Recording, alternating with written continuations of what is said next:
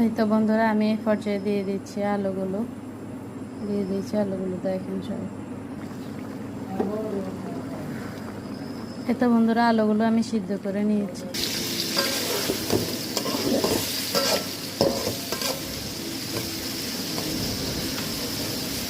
তো বন্ধুরা, আমি এখন দিয়ে দিলাম সিম আর আলু। এই তো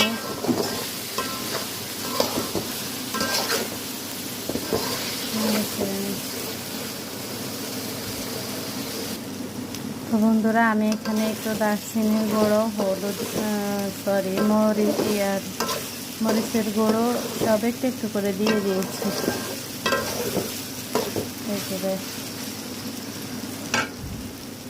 তো বন্ধুরা দেখেন, এখানে আমি 3টে ডিম দিয়ে দিয়েছি। এখন আমি এগুলি নেড়ে নিব।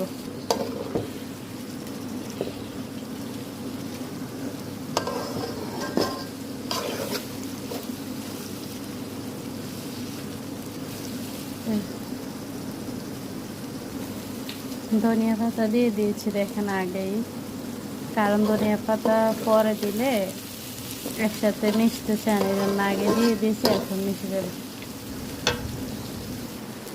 এখন দিয়ে দিয়েছি চাউমিনগুলো দেখেন শুনে